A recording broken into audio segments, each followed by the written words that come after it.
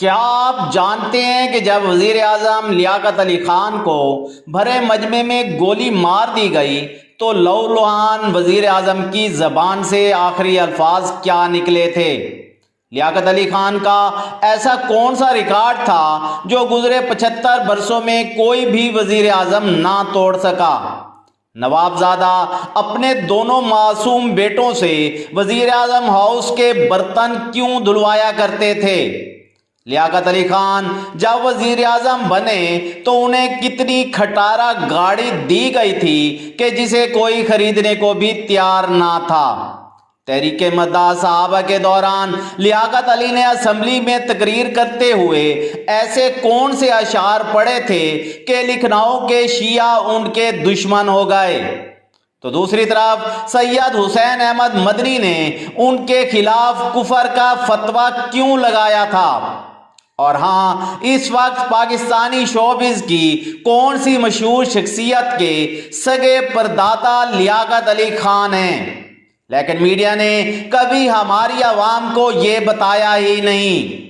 تو دوستو، آج کی ویڈیو میں پہلے پاکستانی وزیر اعظم نوابزادہ لیاقت علی خان کے بارے میں دلچسپ فیکٹس آپ تک شیئر کیے جائیں گے۔ آپ دیکھ رہے ہیں اردو الرٹس اور میں ہوں ڈاکٹر عرفان عزیز۔ میرے انسٹا اکاؤنٹ کا لنک آپ کو ڈسکرپشن میں مل جائے گا۔ وزارت عظمیٰ کے چمک دمک میرے لیے بے معنی ہے۔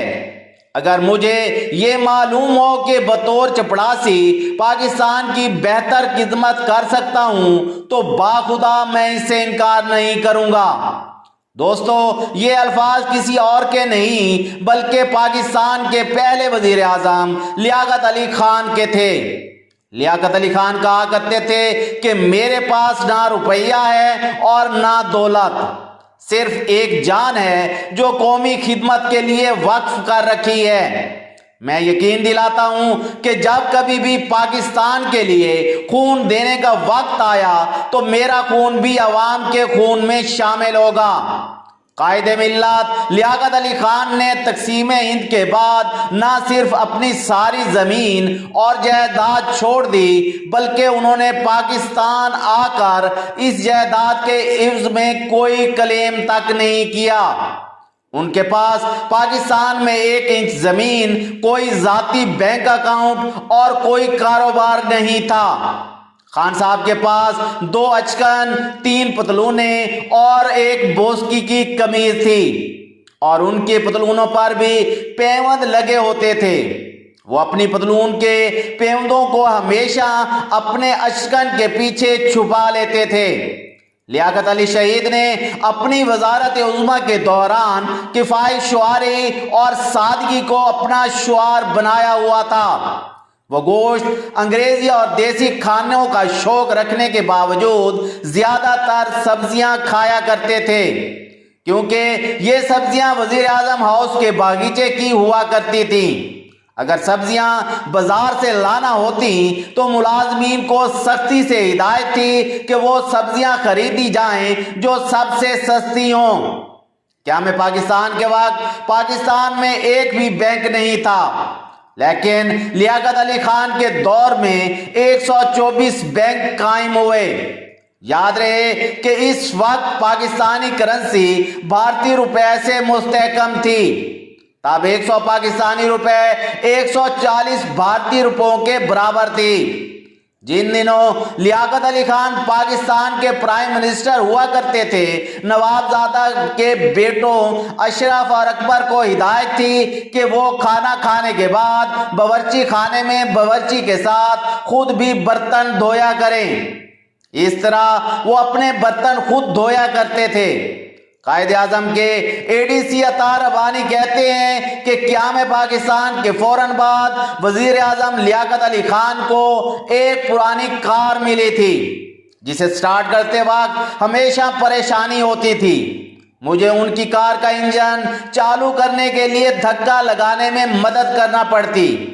ایک دفعہ میں نے وزیر اعظم سے کہا، جناب موٹر کار کو بیچ کر بگی خرید لی جائے جس پر پاکستان کا جھنڈا لہرائے۔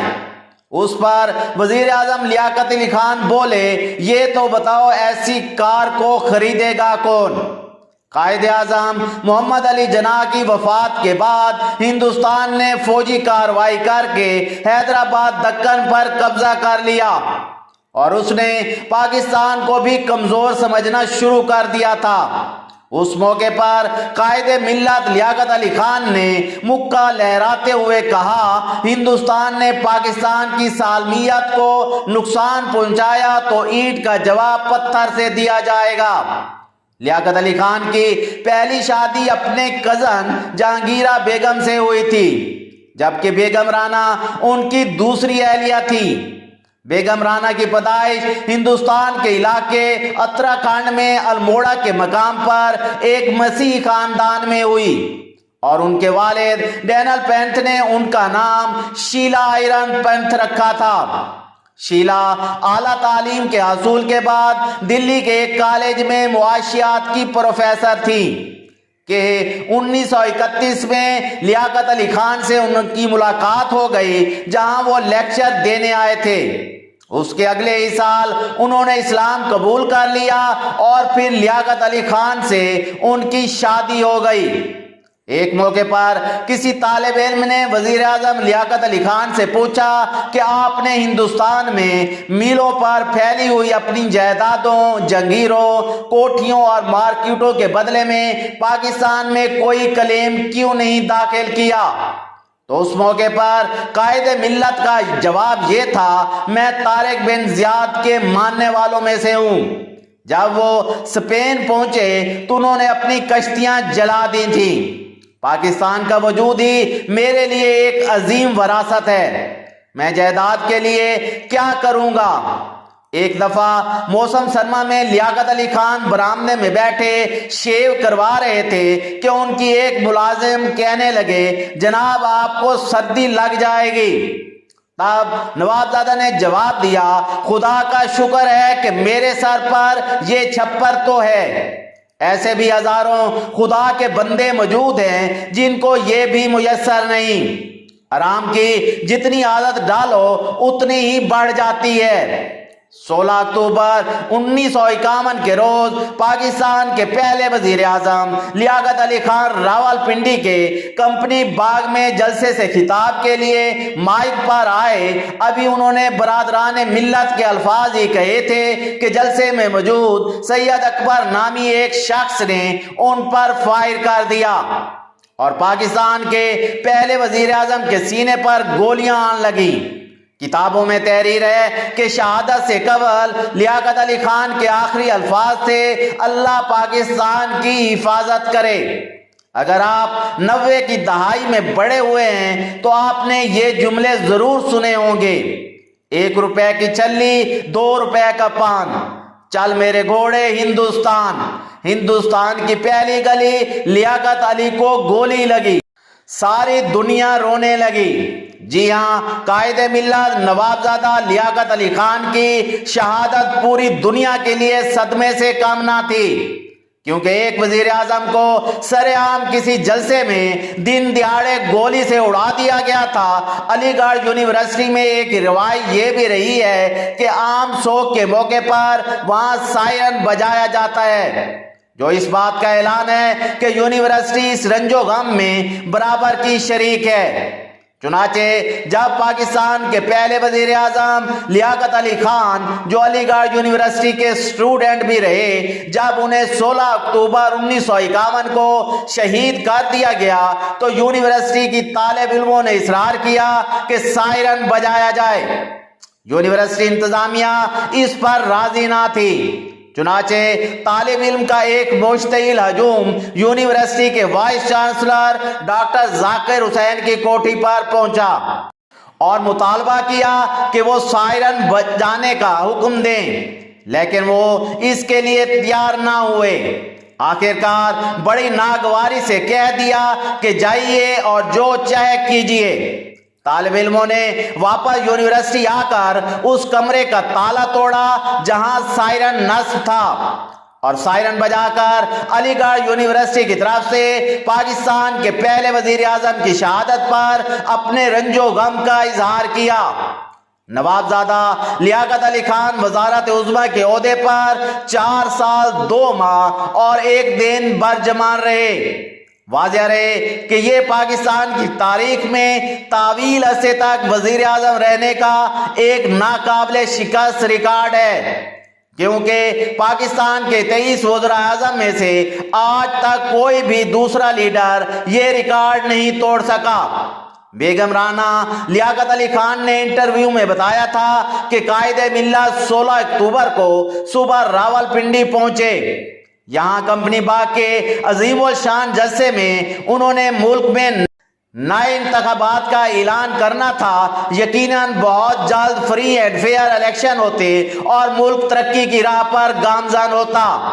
16 اکتوبر 1951 کو جب راولپنڈی میں لیاقت علی خان شہید ہوئے تو ان کی لاش پوسٹ مارٹم کے لیے لے جائی گئی، تو دنیا یہ دیکھ کر حیران رہ گئی کہ پاکستان کے پہلے وزیر اعظم نے اچکن کے نیچے نہ صرف پھٹی ہوئی بنیان پہن رکھی تھی بلکہ ان کی جرابوں میں بھی بڑے بڑے سوراخ تھے۔ شہادت کے وقت نہ صرف خان صاحب کا اکاؤنٹ خالی تھا بلکہ گھر میں کفن دفن کے لیے بھی کوئی رقم نہ تھی۔ وہ اپنے درزی حمید ٹیلر اور ایک کریانہ سٹور کے بھی مقروض تھے۔ پاکستان کے پہلے وزیر اعظم جو پاکستان کو صحیح جمہوری ملک بنانے کی صلاحیت رکھتے تھے اور قائد اعظم کے بعد تنہا ملک کی امیدوں کا سہارا تھے، بغیر کچھ کہے یا وصیت کیے یا آخری پیغام دیے ایک بیوہ اور 2 کمسن بچے اور 4 سگریٹ لائٹروں پر مشتمل جائیداد چھوڑ کر ہم سے رخصت ہو گئے۔ لیاقت علی خان کے قتل کی تفتیش کا کام ایک سینئر پولیس افسر کو سونپا گیا تھا۔ بتایا جاتا ہے کہ اس افیسر نے کئی روز کی محنت سے ریکارڈ اکٹھا کیا۔ وہ اپنے ساتھ اہم ترین دستاویزات لے کر کراچی آ رہا تھا کہ اس کا ہوائی جہاز کراچی پہنچنے سے 15 منٹ پہلے راستے ہی میں گر کر تباہ ہو گیا۔ افسر مر گیا اور تفتیش کے کاغذ جل گئے۔ ایک موقع پر چند طلبہ وزیر اعظم لیاقت علی خان سے چندہ مانگنے گئے۔ نوابزادہ حکومت پاکستان کے کھاتے سے انہیں 2000 روپے کا چیک دینا چاہا، لیکن ان سٹوڈنٹس نے یہ چیک لینے سے صاف انکار کر دیا اور کہنے لگے کہ آپ ہمیں اپنے ذاتی اکاؤنٹ سے 2000 روپے عنایت کریں۔ اس موقع پر پرائم منسٹر پاکستان کہنے لگے، میں تو تنخواہ دار آدمی ہوں، زیادہ نہیں دے سکتا، لیکن اگر آپ کو 2000 روپے ہی چاہیے تو میں ایسا کرتا ہوں کہ آپ کو چیک کاٹ دیتا ہوں، لیکن ابھی چند روز انتظار کرنا ہوگا۔ 1 تاریخ کو میری تنخواہ اس میں جمع ہوگی، جس کے بعد آپ اس چیک سے 2000 نکلوا سکتے ہیں، لیکن 1 تاریخ سے پہلے ہی پاکستانی قوم کا یہ درویش صفت وزیر اعظم شہید کر دیا گیا۔ طلبہ نے جب چیک بینک میں جمع کروایا تو اس کے اکاؤنٹ میں صرف 500 روپے تھے۔ اس موقع پر منیجر نے حبیب بینک کے مالک سیٹھ محمد علی حبیب کو فون کیا کہ وہ کیا کریں۔ وہاں پر ایک مشہور تاجر بھی بیٹھے تھے۔ جب انہیں اس ساری بات کا پتہ چلا تو وہ کہنے لگے، آپ چیک کیش کروا دیں، میں پیسے جمع کروا دوں گا۔ 50 کی دہائی میں جب ایک بیوروکریٹ نے بیگم رانا لیاقت علی خان سے پوچھا کہ انسان اپنی اولاد کے لیے کچھ نہ کچھ جمع کرتا ہے، خان صاحب کیوں ایسا نہیں کیا؟ بیگم صاحبہ نے جواب دیا کہ ایک بار میں نے بھی خان صاحب سے یہ سوال پوچھا تھا۔ خان صاحب نے جواب دیا، میں نے زندگی میں کبھی ایک لباس دوسری بار نہیں پہنا تھا۔ میرے خاندان نے مجھے آکسفورڈ یونیورسٹی میں بھیجا تو مجھے خانسامہ، خادم اور ڈرائیور دے رکھا تھا۔ ہم کھانا کھاتے یا نہ کھاتے، ہمارے گھر 50 سے 100 لوگوں کا کھانا روزانہ پکتا تھا، لیکن جب میں پاکستان کا وزیر اعظم بنا تو میں نے آپ سے کہا کہ لیاقت علی خان، اب تمہیں نوابی یا وزارت عظمیٰ میں سے ایک کا انتخاب کرنا ہوگا، اور میں نے اپنے لیے وزارت عظمیٰ منتخب کر لی۔ پاکستان کی پہلی خاتون اول بیگم رانا لیاقت علی خان نے قائد ملت کی شہادت کے بعد بھی سیاست میں کلیدی کردار ادا کیا۔ وہ یورپ کے کئی ملکوں میں پاکستانی سفیر کے علاوہ گورنر سندھ کے عہدے پر بھی کام کرتی رہیں۔ لیاقت علی خان کے بڑے بیٹے اشرف لیاقت کے بارے میں کم لوگ ہی جانتے ہیں کہ وہ کچھ عرصے تک سیاست بھی کرتے رہے لیکن ناکام رہے۔ انہوں نے اصغر خان کی تحریک استقلال کے ٹکٹ سے قومی اسمبلی کا الیکشن لڑا جس میں وہ شکست کھا گئے تھے۔ ان کے چھوٹے بھائی اکبر لیاقت علی خان 1977 کے الیکشن میں پیپلز پارٹی کے نشان سے کراچی میں صوبائی اسمبلی کے امیدوار تھے لیکن انہیں بھی ناکامی کا سامنا کرنا پڑا۔ بعد ازاں دونوں بھائی سیاست سے طائب ہو گئے۔ دوستو، یہاں میں آپ کو بتاتا چلوں کہ مشہور میوزک کمپوزر اور سنگر عباس علی خان نواب زادہ لیاقت علی خان کے پڑپوتے ہیں۔ اسلامی جمہوریہ پاکستان کے پہلے وزیر اعظم اور قائد اعظم محمد علی جناح کے دست راست شہید ملت نواب زادہ لیاقت علی خان کی نجی زندگی کی بات کریں تو ان کے والد کا نام نواب بہادر رستم علی خان جبکہ والدہ کا نام محمودہ بیگم تھا۔ 1 اکتوبر 1895 کو کرنال میں پیدا ہونے والے لیاقت علی خان کا بچپن یوپی میں اپنے آبائی حویلی میں گزرا۔ انہوں نے علی گڑھ کے مشہور تعلیمی ادارے محمدن اینگلو اورینٹل کالج سے گریجویشن کی جبکہ وہ ایکسفورڈ یونیورسٹی میں بھی پڑھتے رہے۔ سال 1936 میں نواب زادہ لیاقت علی خان نے مداح صحابہ تحریک میں روح پھونکتے ہوئے یوپی اسمبلی میں زبردست تقریر کی تھی۔ تحریک مداح صحابہ کے محرکات کیا تھے ہم کسی اور ویڈیو میں آپ کے ساتھ شیئر کریں گے۔ یہاں پر میں آپ کو بتاتا چلوں کہ ایک دور تھا کہ لکھنؤ شہر میں صحابہ کرام کی تعریف کرنے پر بھی پرچہ کٹ جاتا۔ اس وقت لیاقت علی خان نے یوپی اسمبلی میں تقریر کرتے ہوئے یہ شعر پڑھا، جن کا ڈنکا باج رہا ہے 400 لیل و نہار، وہ ابوبکر اور عمر عثمان و حیدر 4 یار۔ اگرچہ آل انڈیا مسلم لیگ کی لیڈرشپ میں راجہ صاحب آف محمود آباد اور خود محمد علی جناح بھی شیعہ تھے لیکن اس دور میں لیاقت علی خان کی وجہ سے مسلم لیگ پر سنیت نوازی کی الزامات لگتے رہے۔ سال 1945 میں ہندوستان میں ہونے والے انتخابات میں آل انڈیا مسلم لیگ کے جنرل سیکرٹری لیاقت علی خان میرٹھ کے حلقے سے امیدوار تھے۔ ان کا مقابلہ کانگریسی امیدوار سید محمد احمد کاظمی کے ساتھ ہونے کو تھا۔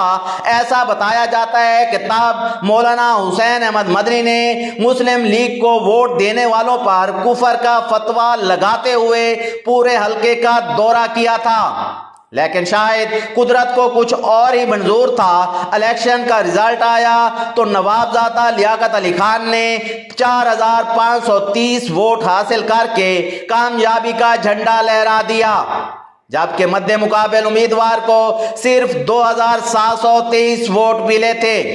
1946 میں ہندوستان کی عبوری حکومت میں مسلم لیگ بھی شامل تھی۔ تب وزیر اعظم نہرو کی کابینہ میں لیاقت علی خان کو فنانس منسٹر بنایا گیا تھا۔ کانگریسی رہنماؤں کا خیال تھا کہ مسلمان حساب کتاب میں لائق نہیں ہوتے، اس لیے لیاقت علی خان وزارت خزانہ چلانے میں ناکام ہو جائیں گے لیکن نواب زادہ صاحب نے 1946 کو عبوری حکومت میں چودھری محمد علی کے صلاح مشورے سے جو بجٹ پیش کیا اسے غریب آدمی کا بجٹ قرار دیا گیا اور وہ ہندوستان کی تاریخ کی کامیاب ترین وزیر خزانہ ثابت ہوئے۔